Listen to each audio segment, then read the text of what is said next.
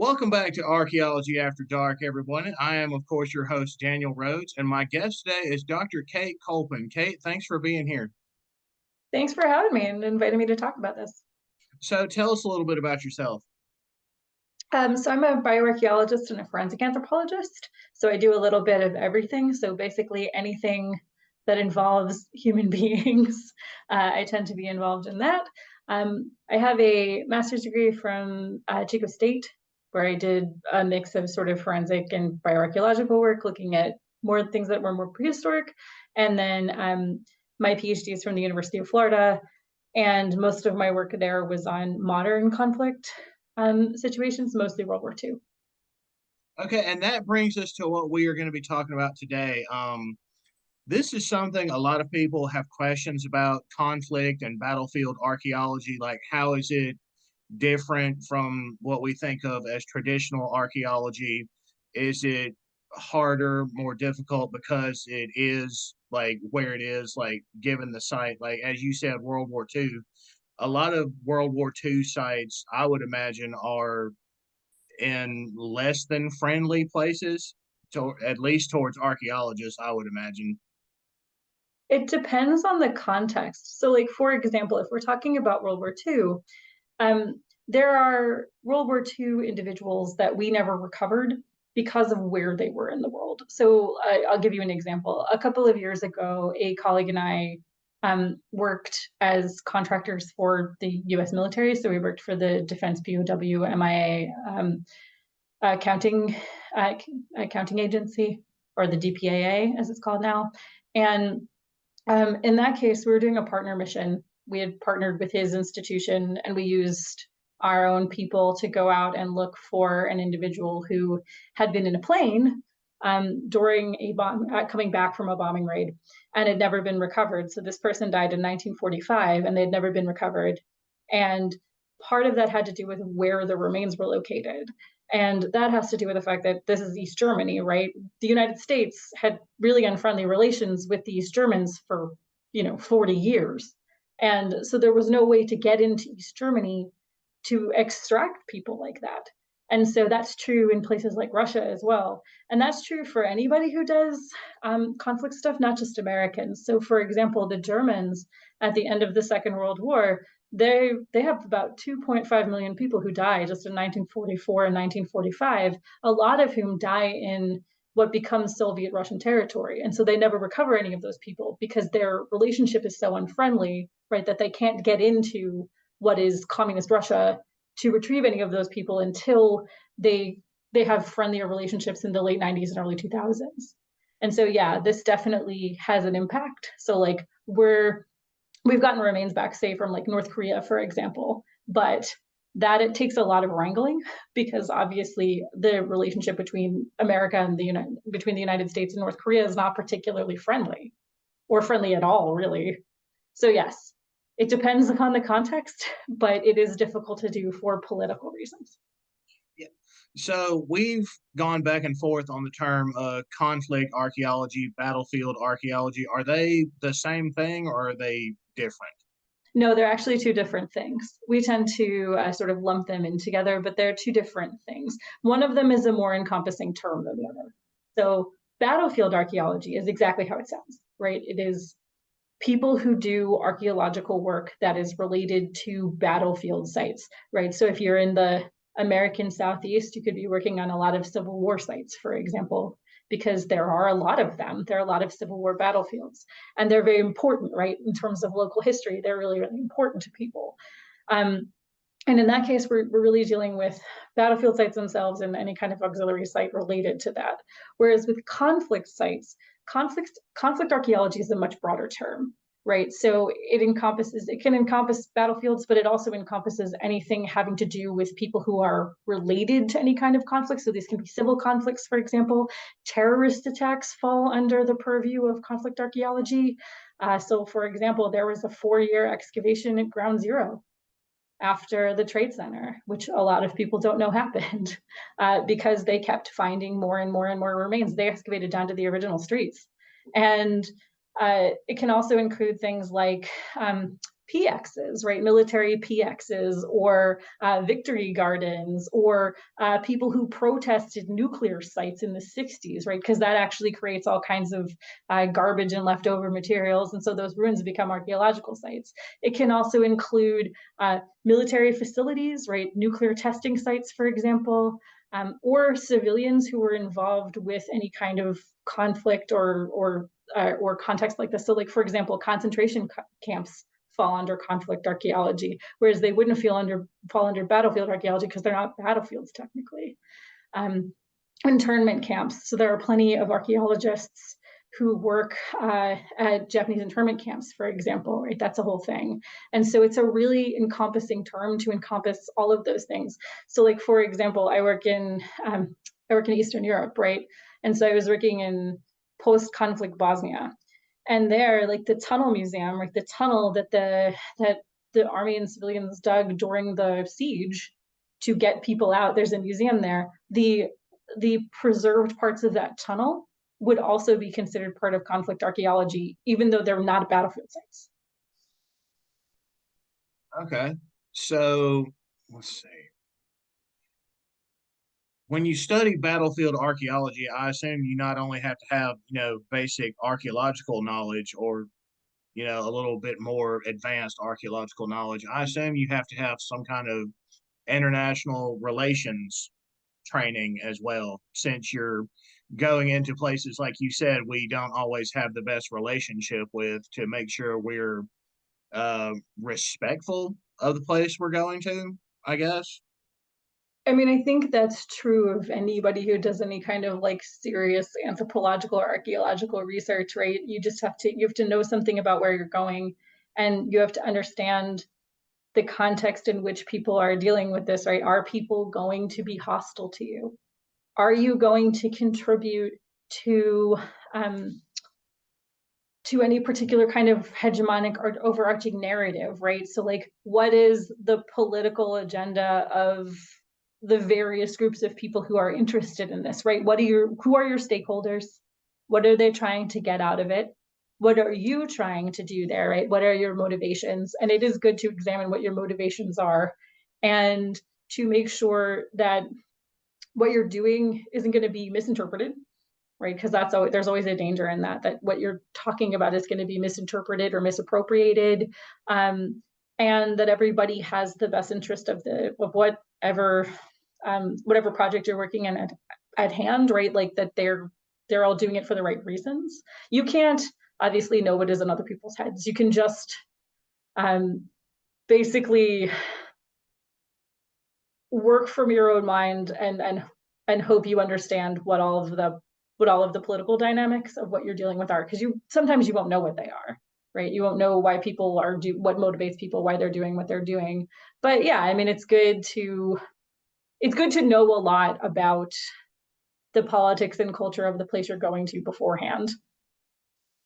Yeah, and like you said, knowing your own motivations and the people that are supporting you's motivations are great. Like you mentioned, retrieving an individual's remains who died in a plane crash in 1945 and just bringing them home. That's it's pretty self-explanatory. Like, why you're doing that. But say you go to somewhere like Bosnia, that the political situation is constantly fluid, I guess is a great way to put it. You don't always know who or what you're supporting if you're not doing your homework before you get there. Right. And I mean, that's true of any place that has any kind of sort of political baggage or political instability. I think fluid is a good way of describing conflicts like this.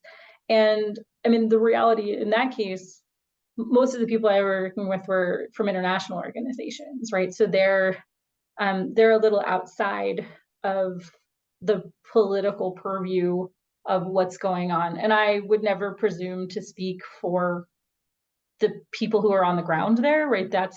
They have a much better handle on everything. And so you spend a lot of time sort of relying on people who spend all of their time there, right? I do some work in Bulgaria too, and that is not as politically charged just because it's older. So I'm not dealing with anything that's modern conflict related, but I spend a lot of time relying on all of the people that I know in country because they know they know where they live much better than I do, right? I can read about this all day, but at the end of the day, the people who live there that you collaborate with are going to know the situation much better than you are. So there's a certain level of trust that you have to have with the people you collaborate with, because they're going to know how safe a situation is, even for something logistical like we can't go over here because this is still mined, right? Because if you're working in a place like Bosnia, the reality is that there are places you cannot go because they still have landmines, right? They've never been demined, or there's the potential that they have landmines and we don't know that they have landmines, which is not necessarily something that you would be thinking of if you were doing another kind of archaeology, right? There's also the potential, like this is the kind of archaeology where you have to do UXO sweeps, right? You have to do sweeps to look for things like, is there unexploded ordnance in the place that I am working? And I don't deal with that as much as other people do, but like say you work in the South Pacific, right? Say you're working on World War II sites in the South Pacific, there's tons of unexploded ordnance on a lot of those islands everywhere. And so you have to be really, really careful because there's always the potential, like for something logistical, like you could step on a landmine, or you could, or there could be a bomb that's in the location that you didn't know about. Yeah, that's something several archaeologists I've met say they have a problem with. Like a lot of our military installations here in the United States are constantly expanding, and they're, sites that have still been open since World War II, and they're still disposing of old landmines, ammunition that may have not been properly disposed of at the time. So they were just buried in the ground, and they have to wait for the Army Explosive Ordnance Disposal Division. I want to say that's correct, but I don't. I'm probably going to get an email from the Army eventually saying, hey, that's not actually what our division is called, but you got what we do correct. Yeah, there you want to, I mean, the reality is the best people to deal with this are military personnel, right? Because they have the training to figure out how to deal with unexploded ordnance, right? I don't know how to defuse a bomb. I also don't know whether or not a bomb is live. And right, so there are plenty of times where, somebody working in conflict archaeology will, or working for the US military as a civilian will find something that seems suspicious, but it's not live, right? It's not live ammunition. It's a dud or something like that, and it's not a threat to you. But you have no idea what is going to be threatening and what's not. You have to work on the assumption that everything is something that can blow you up and blow up your crew. And so, yeah, you have to work with experts because I don't know anything about how to defuse a bomb. I wouldn't even know where to start. And so, yeah, there are situations where it's required, right, that you have somebody who knows how to identify this or knows how to diffuse these kinds of things or knows how to handle them, at least until they can be diffused, right? I mean, I make a like blanket decision of not touching anything, right? I just don't touch any of it because I don't know enough about this. But yes, it wouldn't surprise me if you have met other archaeologists who are like, yeah, this is always a concern. Like, yeah, there is a distinct possibility that I could be blown up on a daily basis, but it's also part of my job. So I mean, it's not something I think about a ton. I'm not going to lie, but I also don't work in those kinds of situations as much as some of my colleagues who are conflict archaeologists do. And I mean, there is tons of unexploded ordnance in certain places. I mean, if you're in the Zone Rouge in and working anywhere near the Zone Rouge in on World War One sites in up in France and that whole part of Belgium, like that's just really dangerous. It's just really dangerous. There are places you just can't dig because it's too dangerous. And that's fine, right? Sometimes it's much better to leave things in the ground and make sure that you're not endangering a crew for no reason. yeah, that's a great point. In some cases, we come into situations just in archaeology on a regular day. It's sometimes better to just leave it in the ground. It doesn't have to be something explosive. Just leave it in the ground. Yeah, there are lots and lots of reasons to leave something in the ground, particularly for things that are modern.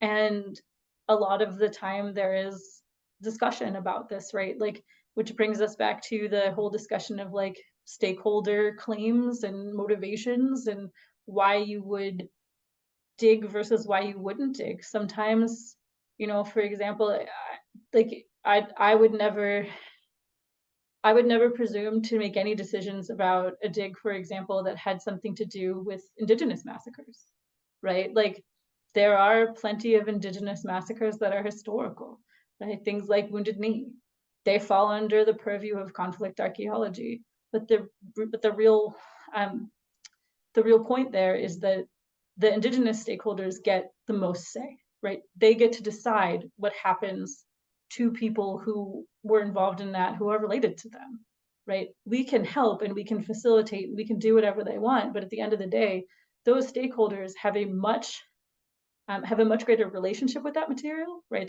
And those individuals, those ancestors of theirs, than we do. And so, in certain situations with conflict archaeology, you have to be prepared to say we're going to walk away, right? Or we're not going to do this because the reality is doing it would do way more harm than not doing it.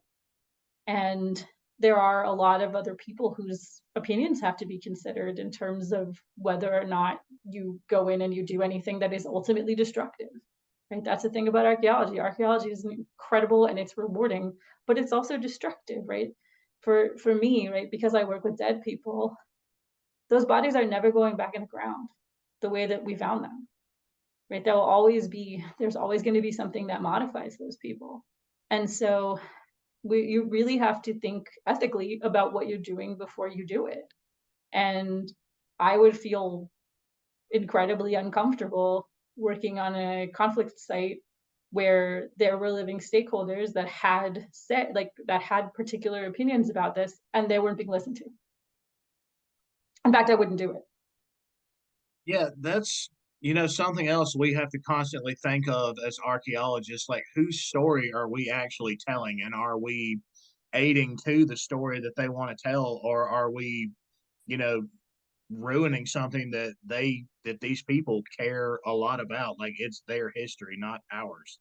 Right. And with modern conflict archaeology, right, in particular, right, because a lot of the conflicts that we're looking at are modern, right? They're things like World War II sites or World War I or Cold War sites or internment camps, right? The people have very strong reactions to this, right? They make people very, very emotional.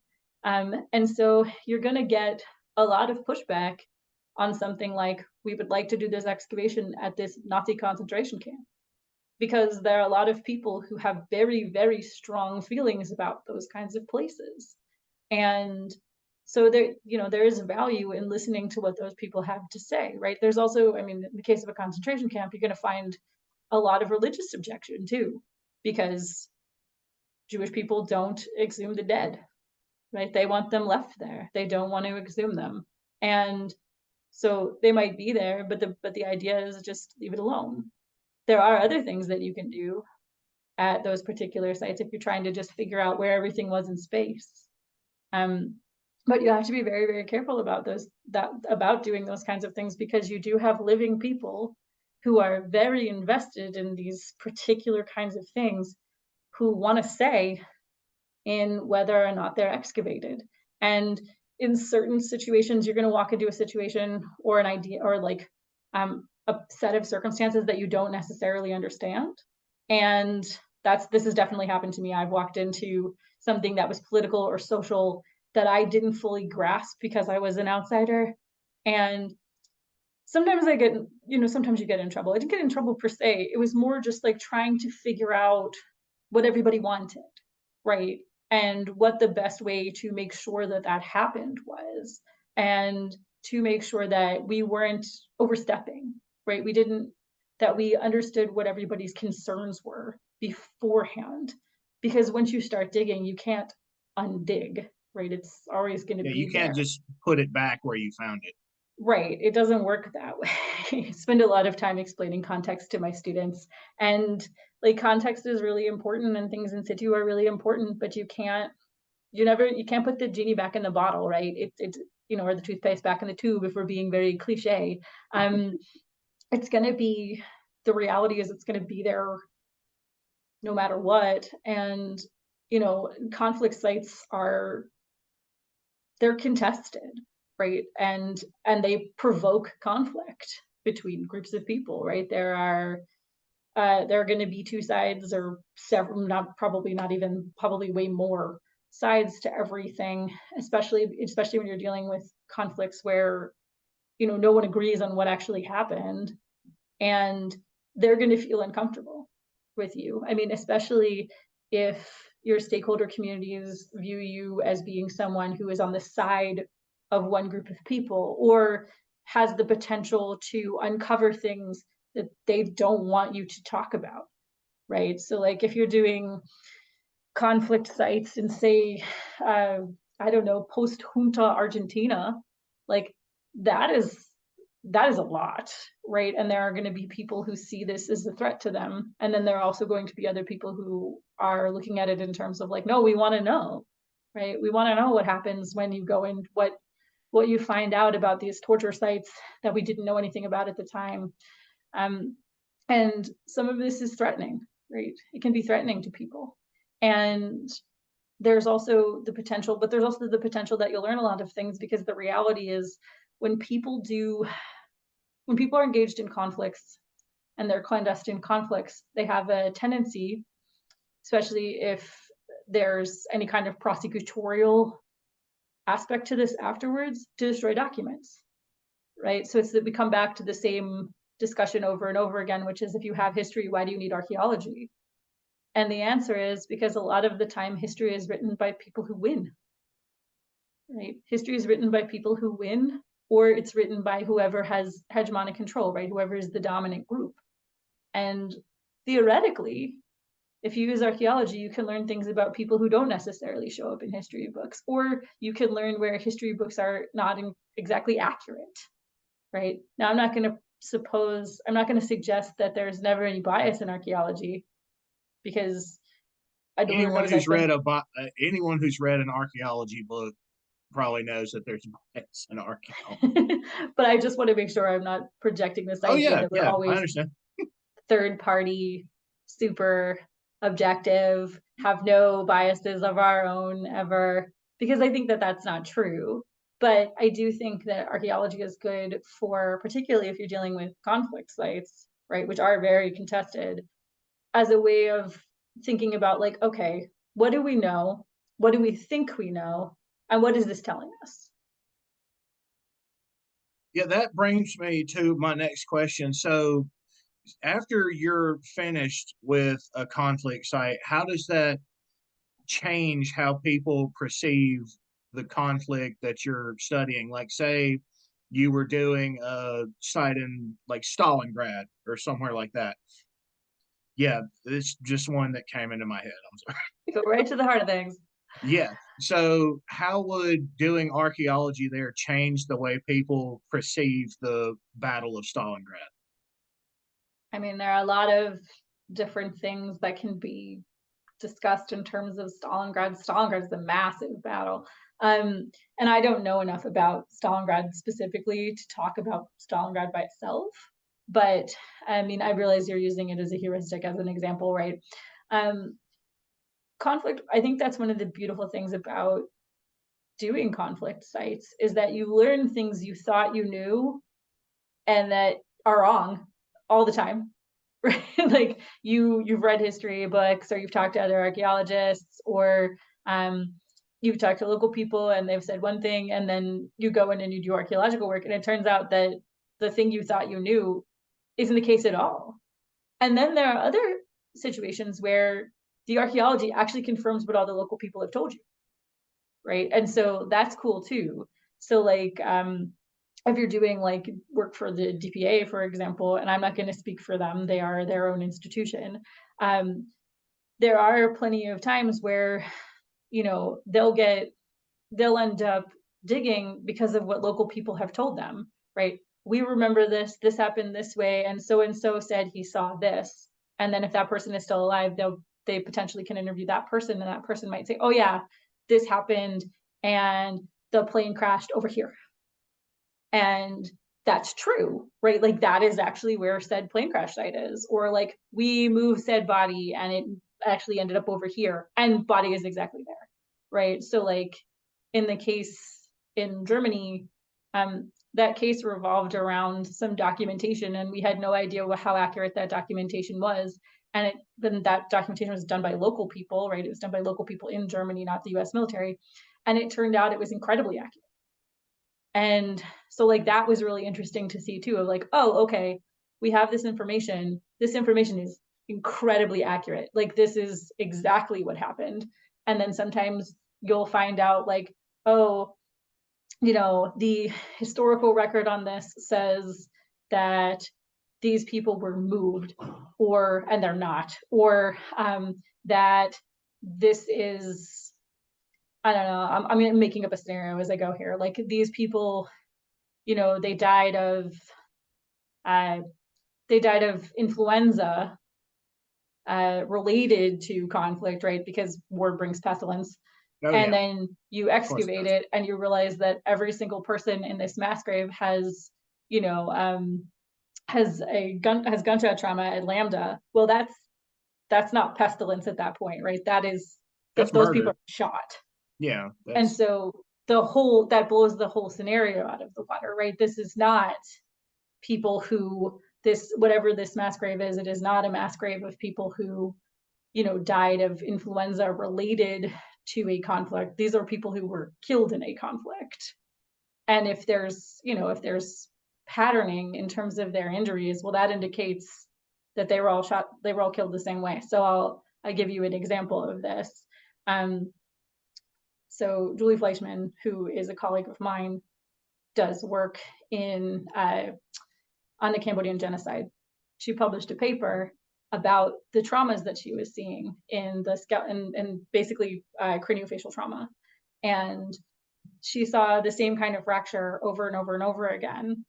And what it suggested is that these people were being hit with um, basically everyday implements, kind of like the ties that you would tie um, you would tie oxen up with. She would know the term better than I would. Um, and then they were hit in the back of the head with them, and it caused a particular kind of fracturing, which is interesting because A, you're seeing the same pattern injuries for people who were killed in massacres, basically, during a conflict. And B, it corroborates historical records that say, and a lot of witness testimony that says this is how people were killed. so when you come to a realization like that people didn't die in the way you assumed, does that change your approach, how you conduct the rest of that excavation slash investigation? I mean, I think it would depend on why you were doing that kind of conflict archaeology, right? Is this being done for medical legal purposes, right? Is there like a tribunal investigation? Is this being done for the benefit of people's loved ones? Right? Those are very, very different things, right? Humanitarian investigation is very different than human rights investigation. And it's very different than if you're going to have to like testify in front of a military tribunal. I've never done anything where I would have to testify in front of a military tribunal. And that's very different. Like, so people who are working in like post-conflict Bosnia in the early 2000s, there is a potential that, they were going to have to testify in front of the ICTY. And that's a very different way of doing things than if you're doing conflicts that are older, for example, like World War II, or the Civil War, for example, Yeah, right? not Where like you where can we're prosecute anybody from the Civil War. yeah, we're not going in and prosecuting anybody's great great great great great great grandson, right? That's not a thing that's happening because everybody's dead. And there, the impetus is more on the historical record, on understanding the historical record. Plus, there's just a lot of people who find the Civil War really interesting. So I don't think most conflict archaeologists would change their approach if they found something different, because you're trying to be thorough anyway, right? Like in my case, I'm working with bodies, which is different than if you're working on, say, like a military site installation, which asks different questions. And but I think theoretically you're using the same archaeological tools and you're asking similar questions. So I would tend not to change my approach. Also, like it's going to throw off your data too Yeah. if you change your approach. But I mean, it depends on what you're using, what the impetuses for the research. So we're about out of time. For anyone who's interested in battlefield archaeology, Kate, what would you recommend they do to get started? Um, I would talk to somebody who does battlefield or conflict archaeology. I do more conflict archaeology than battlefield archaeology, but there are lots of people who do both. I would definitely, if you're in, say you're an undergrad or even a high school student, I would talk to somebody who does those things. Write them an email. Be polite, say who you are. You don't have to say a lot else, and then see if they respond to you. Because I think talking to people who do this is a really good way to understand how they got into it and like what they did. If you can take any kind of like classes on battlefield or conflict archaeology, I highly recommend that too. Um, and then if there are field schools or volunteer potential for dealing with battlefield sites or conflict sites, probably more battlefield sites. Conflict sites can get a little tricky um, in terms of just safety, but it depends upon the situation. Like go out, get some experience if you can. Obviously, like don't do it yourself, right? Yes, please make sure you're supervised while you're doing Please, these things. yeah, there's a very fine line between archaeological work and looting. So please don't do anything that And is unethical please or don't illegal. get yourself arrested as a war criminal or something on behalf of this program. I don't know how I would explain that to anyone. Yeah, please don't. But the point is, do something with people who are supervised who are doing this above board, because obviously we've already talked about the fact that these are things that people have very strong emotions about.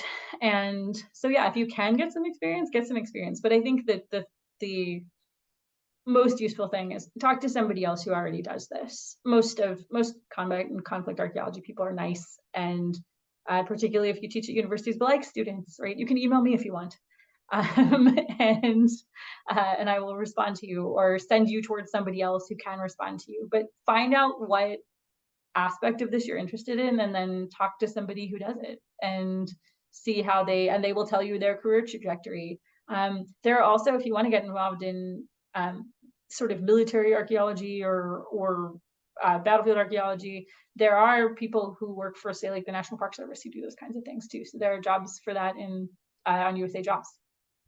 Yeah, So they're the National Park competitive Service because people does. like this. Yeah, the National Park Service does a really great job on archaeology. Also, the American Battlefield Trust, they actually have a section on their website for battlefield archaeology. I'll put Yeah, that in there the. are military historians you could talk to too. You could talk to people who work for the Defense POW MA accounting agency. There are plenty of archaeologists who work for them, and all they do are conflict and combat sites. Um, so there's a lot of different ways that you can go about this, but I think that, like, not to reiterate 800 times, but like I think the first step is really talk to somebody who does this and see how they got into it and like what they do and sort of where the highs and lows of this are, and decide what if that's what you want to do about this. But I mean, I love my job, so I'm always gonna cheerlead for it. But it is definitely something where you really should think about how you want to approach it. So I Well, hope I that helps. think yeah. So I think that's going to wrap us up for today. Thanks, Kate, for being here. I really appreciate it. Sure. I hope everybody enjoys this episode. I had a really great time on it. If you have any questions or comments or anything, just leave them in the comment section and we'll get back to you. Thanks, everybody. Bye, everyone.